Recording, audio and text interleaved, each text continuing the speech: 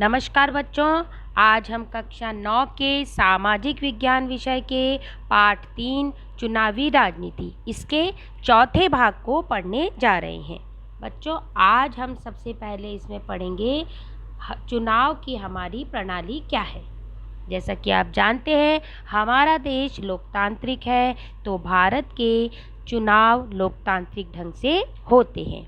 हमारे देश में लोकसभा और विधानसभा चुनाव 5 साल के बाद होते हैं। प्रत्येक 5 साल के बाद होते हैं। 5 साल के पश्चात सभी निर्वाचित प्रतिनिधियों का कार्यकाल खत्म हो जाता है।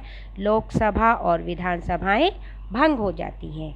फिर सभी चुनाव क्षेत्रों में एक ही दिन, एक छोटे से अंतराल में अलग अलग दिन चुनाव होते हैं। इसे आम चुनाव कहते हैं। तो बच्चों, आम चुनाव किसे कहते हैं? सभी चुनाव क्षेत्रों में एक ही दिन या छोटे से अंतराल में अलग अलग दिन चुनाव होते हैं। इसे आम चुनाव कहते हैं। कई बार केवल एक क्षेत्र में चुनाव होता है और जो किसी सदस्य की मृत्यु और इस्तीफे से खाली हुआ होता है, इसे उपचुनाव कहते हैं। तो बच्चों, उपचुनाव किसे कहते हैं? जब कभी किसी सदस्य की मृत्यु हो जाती है या फिर वह इस्तीफा दे देता है तो वह स्थान खाली हो जाता है, तो उसे भरने के लिए जब चुनाव होता है तो उसे बच्चों उपचुनाव कहते हैं। आगे बच्चों, चुनाव क्षेत्र के बारे में। चुनाव क्षेत्र किसे कहते हैं? ठीक है, हमारे देश में हम क्षेत्र आधारित प्रतिनिधित्व की विशेष प्रणाली में काम करते हैं। चुनाव के उद्देश्य हेतु पूरे देश को अनेक भागों में बांट दिया गया है, जिन्हें निर्वाचन क्षेत्र कहा जाता है। यह एक क्षेत्र में रहने वाले सभी मतदाता अपने एक ही प्रतिनिधि का चुनाव करते हैं। ठीक है, एक क्षेत्र और एक प्रतिनिधि। और लोकसभा चुनाव के लिए देश में 543 निर्वाचन क्षेत्रों में बांटा गया है। लोकसभा चुनाव के लिए 543 निर्वाचन क्षेत्र भारत देश में है और हर क्षेत्र से चुने गए प्रतिनिधि को जो है सांसद कहते हैं। ठीक है, तो लोकसभा चुनाव के बाद में प्रत्येक सीट से जो प्रतिनिधि चुनकर आता है उसे सांसद कहा जाता है।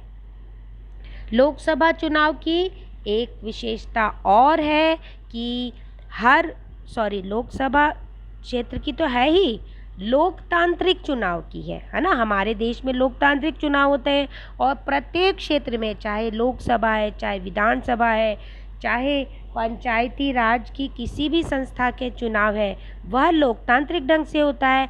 तो लोकतांत्रिक चुनाव की यह विशेषता है कि हर वोट का मूल्य बराबर होता है।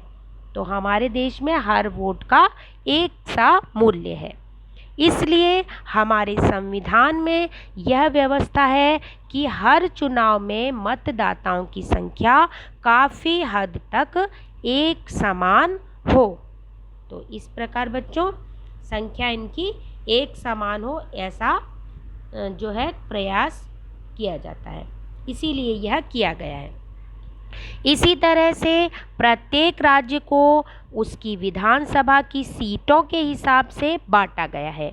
इन सीटों के जो निर्वाचित प्रतिनिधि हैं उनको विधायक कहते हैं। जैसे लोकसभा के निर्वाचित प्रतिनिधि सांसद कहलाते हैं, वैसे ही विधानसभा के लिए जो सीटें हैं उनके लिए जो चुनाव होता है उसके निर्वाचित प्रतिनिधियों को विधायक कहते हैं। विधानसभा विधायक, तो लोकसभा सांसद। ठीक है, आगे बच्चों, पंचायतों और नगर पालिका के चुनाव में भी यही तरीका अपनाया जाता है। प्रत्येक पंचायत को कई वर्गों में बांटा जाता है, जो छोटे छोटे निर्वाचन जो है क्षेत्र है। प्रत्येक वार्ड से पंचायत या नगर पालिका के लिए एक सदस्य का चुनाव होता है। कई बार निर्वाचन क्षेत्रों को सीट भी कहा जाता है, क्योंकि हर क्षेत्र संसद या विधानसभा की एक सीट का प्रतिनिधित्व करता है। इसलिए जैसा कि आपको पहले वाले भाग में बच्चों बताया था हरियाणा का उदाहरण देते हुए, तो वहीं हरियाणा के चुनाव में चलते हैं। इसलिए जब हम कहते हैं कि लोक दल ने हरियाणा में 60 सीटें जीती, तो इसका अर्थ है कि विधानसभा की 60 निर्वाचन क्षेत्रों से लोक दल के 60 लोग जीतकर विधानसभा में पहुँचे। लोकदल एक पार्टी थी, आपको पता है बताया था, जिन्होंने न्याय युद्ध नामक जो है चलाई थी, आंदोलन चलाया था, और चौधरी देवीलाल इनके प्रमुख नेता थे। वही बच्चों उन्होंने 60 सीटें जीती थी, तो उसी के बारे में, तो विधानसभा में उन्होंने 60 निर्वाचन क्षेत्रों से और 60 ही लोकदल के लोग जीतकर विधानसभा में पहुँचे। तो इस प्रकार हमें यह भाग स्पष्ट हो गया होगा बच्चों।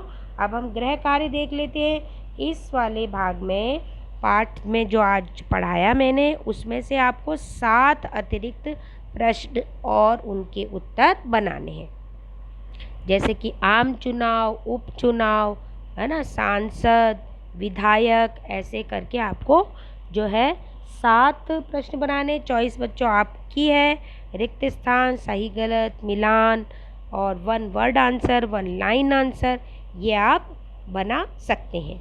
तो बच्चों आज का भाग समाप्त हुआ, अगले भाग में फिर मिलेंगे। धन्यवाद।